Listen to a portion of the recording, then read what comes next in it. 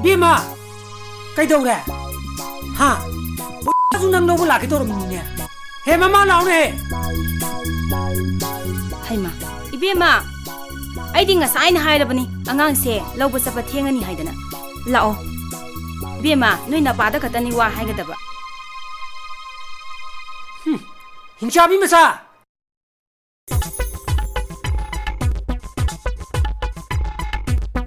Aishi Shakti have the so ide. Adum common face ni. Aduga aina nupi ma pho koi bangam jusibo.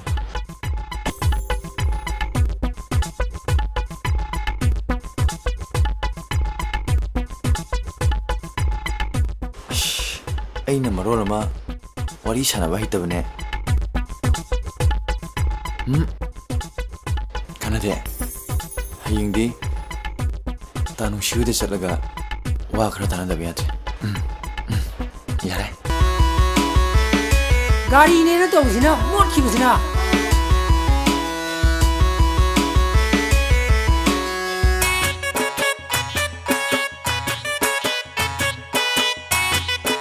Karino ne mana tawi sina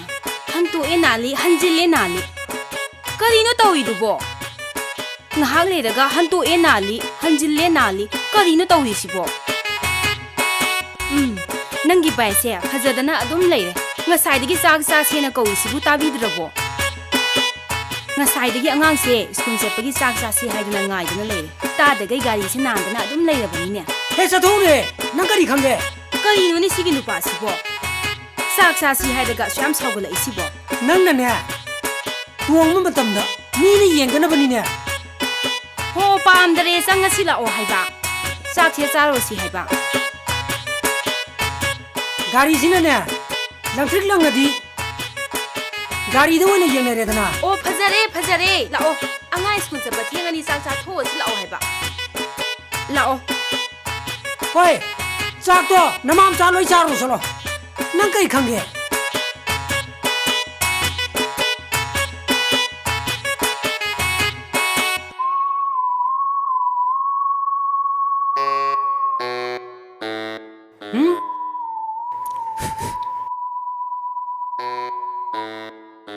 Siwardi pazare dana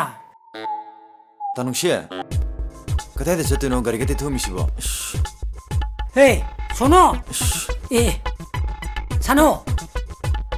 ai ke su chaloi da Karino nang na tana se ai do lao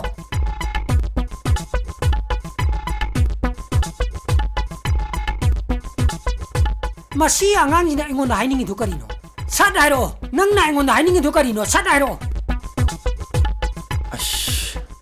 Masi angang di ba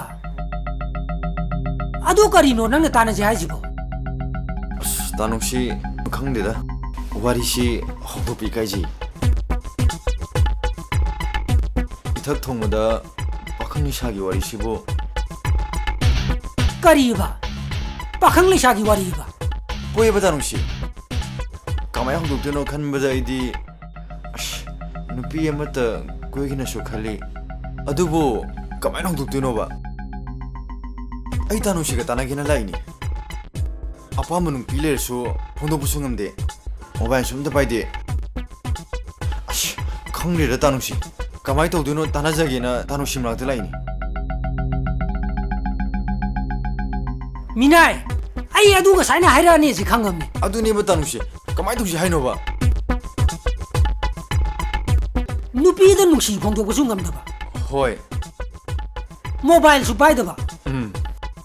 ngai ko nang na apamba nungsi ba nupi ga di leibra kadai dinu shi na bano adu du gi da mokta natro aina tanu shi gi manakta tanagina laisa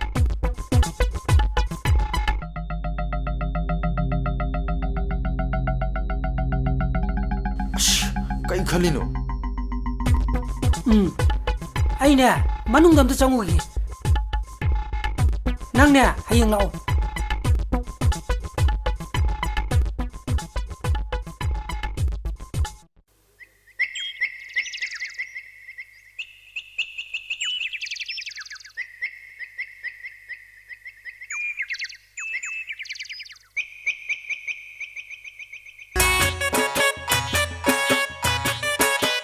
나보 아이고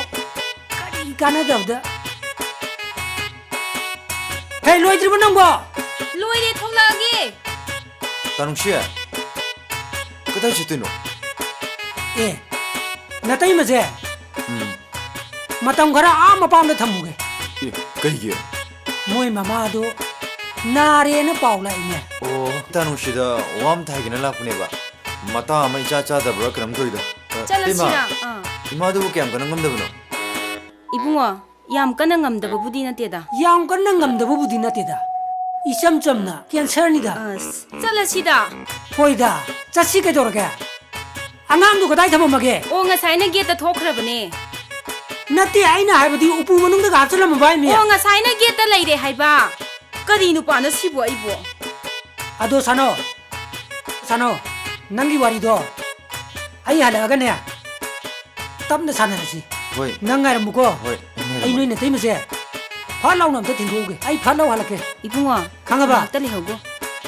ai thongada thoamage 단웅씨 그땐 투미로 오고 단웅씨 애기 동아를 먹게 호이다 두르게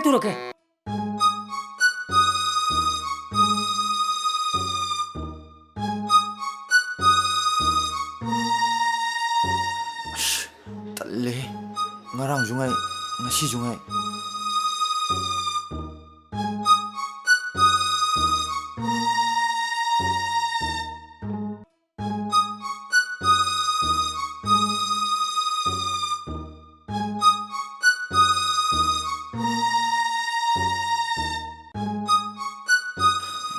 그이는 아이들은 강령 떠오니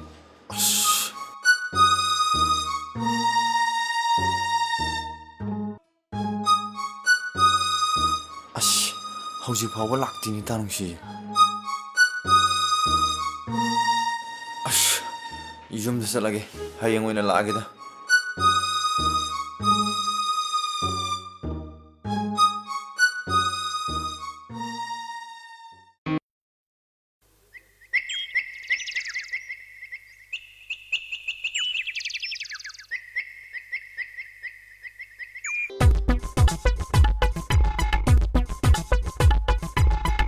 호이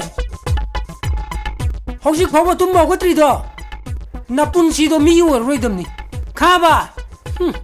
라오네 돌아오네 사나오 야 사나오 헤 돌아오라오네 야오네나 쌈팅어디 까이디 야도이노 하 아두나 까이디 누비 방도이노 아용 안다 하우드나 사진 도드나 아코이 동나 스마트 오이드나 레이게 데 아이디네 하 까이디 누비 방도이노 라오 돌아오라오네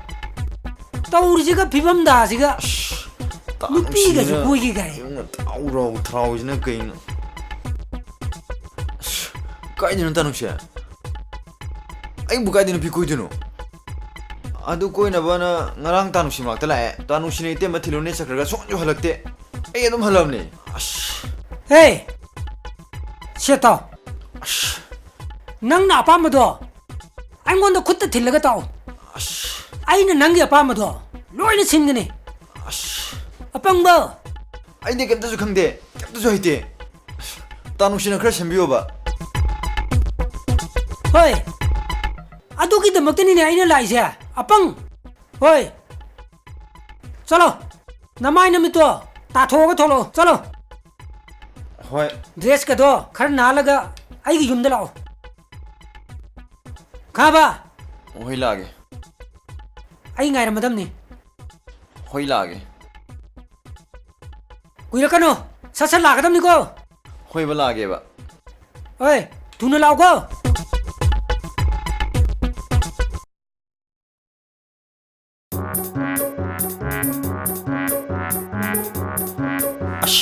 तानोशी लोइरे चाइन चक्रराजी बोलो सिलमदे आइना nga चाने nga तालो सिलागा आइंगोंदि थुरु थुरु हाय ओए मसा आजिगे इपा एपा जगे तौरिजी होने हे नंगी कुकुई दुदुनिने आइना chance लौर गाइरिसे मतमने मांगन मयाब नतिने नुपी कोइबा हाइगे दिने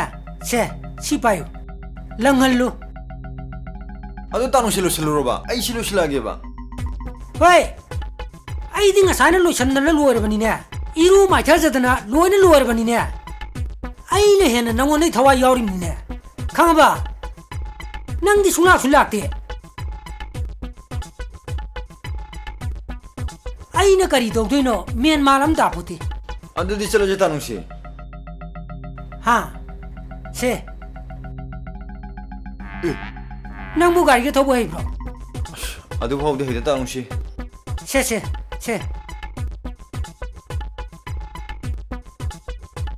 어랬네 파자나 땀 더워답니까 호이 까클로 더워 뭐네 아이가 사제 땀도 더워 살로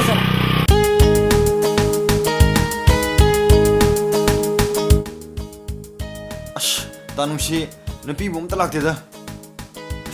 다롱씨는 버리면 팜씨 와카람도 따들다 헤이 아빵바 낭나 가임도 강보대네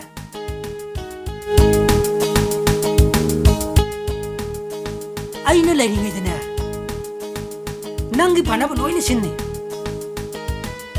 낭 노이나 타이머도 마삭 파지들어 버지 아두 강모바 아도 낭 따누시 레링이드네 낭기 더먹다 아이는 바나바 노이는 신니 아도 아마 떡을 뒤지니 다롱씨 라그니 에 뚜 나이즈우바 우기 다롱씨 아시 야브리요 다롱씨 아시 무색 안 파지 다롱씨 아시 얘기 해비요 아세 아이는 바나바 낭기 노이는 신니 강해 가봐 강해 아두가네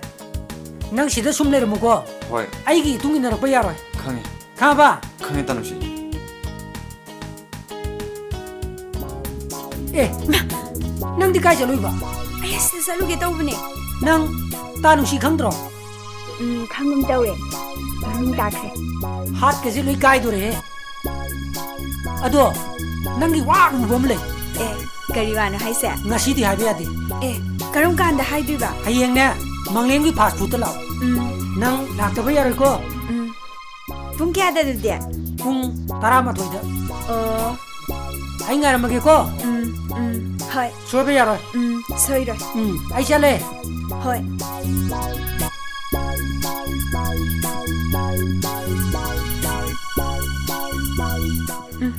야이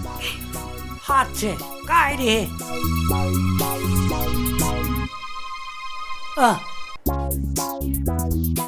다롱씨야 하이그러봐 하이 그럼 닌게 도르게 아씨 아이네 하이부 소이로 야르바네 야르바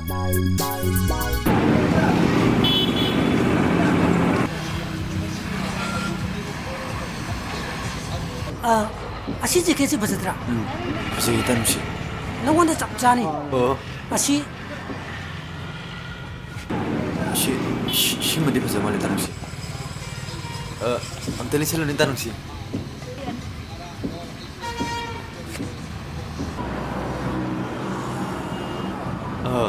버지 다롱씨 야르보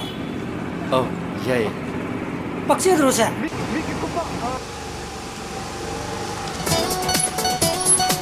까나도 눈는 거 이해가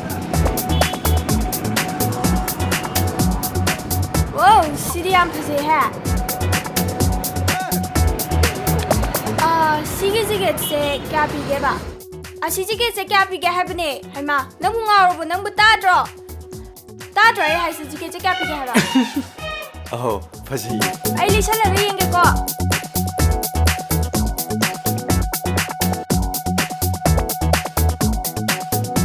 너희 민지한게 레이저. 퍼제 내가 아무튼 강제. 아스 사티는 버스 왜 와는다 아시행기라. 호이 아시행메이네 임마.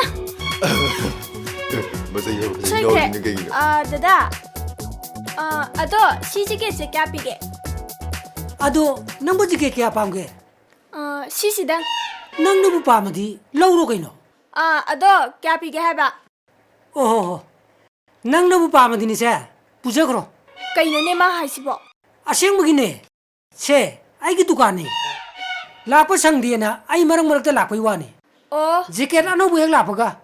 ꯑꯩ ꯅꯪꯉꯣꯟꯗ ꯐꯣꯟ ꯇꯧꯔꯛꯀꯦ ꯅꯪꯒꯤ ꯐꯣꯟ ꯅꯝꯕꯔꯗꯨ ꯄꯤꯔꯝꯃꯨ 9856211089